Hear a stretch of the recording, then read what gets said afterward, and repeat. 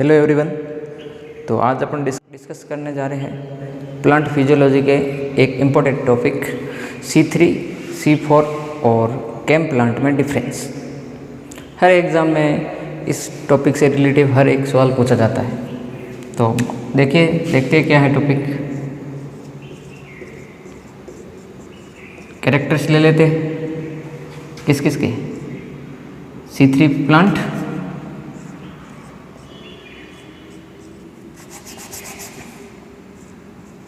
C3 plants, C4 और केम। अब इसमें मेन डिफरेंस क्या है वो देख लेते हैं। तो फर्स्ट कैरेक्टर है primary CO2 acceptor. Primary CO2 acceptor C3 में होता है RUBP और C4 में होता है PEP और इसमें भी होता है PEP। तो फर्स्ट हो गया प्राइमरी CO2 एक्सेप्टर, प्राथमिक CO2 ग्राही। C3 में होता है RUBP, C4 में होता है PEP और कैप में भी होता है PEP। PEP होता है ये कब? नाइट में बनता है, नाइट में। कैम साइकिल नाइट में चलती है ज़ीरोफाइट प्लांट्स में। अब दूसरा डिफरेंस देखते हैं। फर्स्ट स्टेबल प्रोडक्ट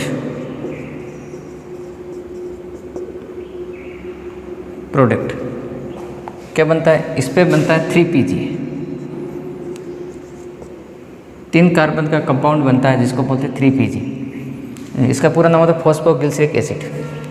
इसमें बनता है 4 कार्बन का ऑक्जिलो एसिटिक एसिड। इसमें भी ऑक्जिलो एसिटिक बनता है, कैम में ऑक्जिलो एसिटिक एसिड। फिर ये इसके बाद में ये मल्टीलेट में चेंज हो जाता है। कब होता है? नाइट में स्टोर होता है। उसके बाद तीसरा है मेन एंजाइम कौन सा होता है इसमें? मेन एंजाइम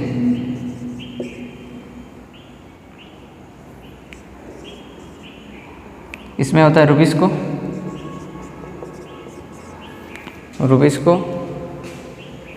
और इसमें होता है पेप्केज और इसी में भी पेप्केज।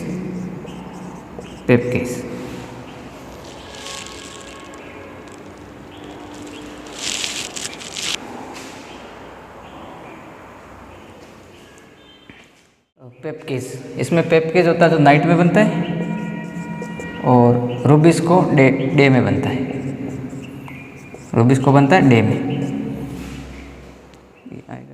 तो कैरेक्टर फर्स्ट तो है प्राइमरी CO2 एक्सेप्टर। C3 में RUBP होता है, इसमें PEP होता है, इसमें भी PEP होता है।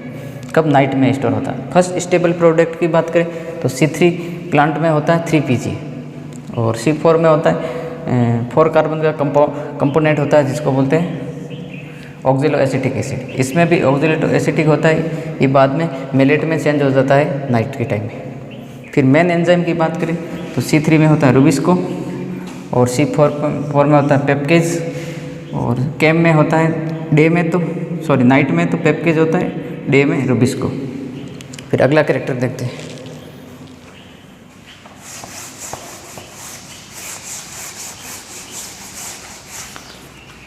अगला लीफ एनाटॉमी की बात कर लेते हैं। लीफ एनाटॉमी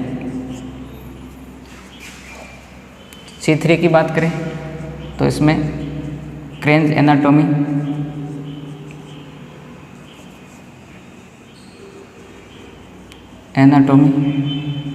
एब्सेंट होती है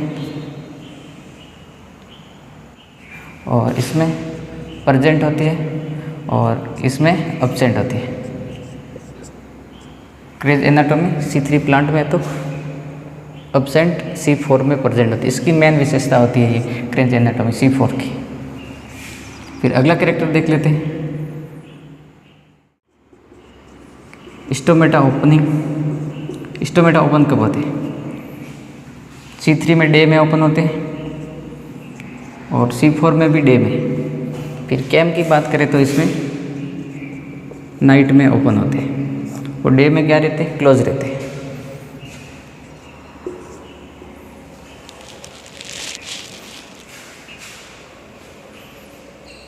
डे में क्या रहते हैं, बंद रहते हैं।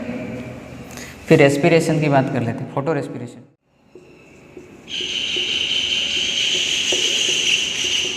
Photo respiration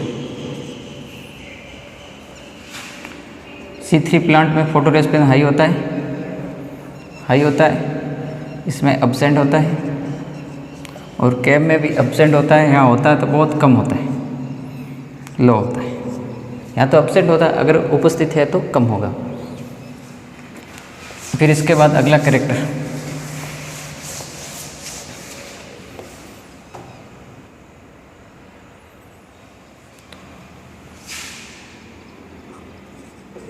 required ATP for 1 glucose.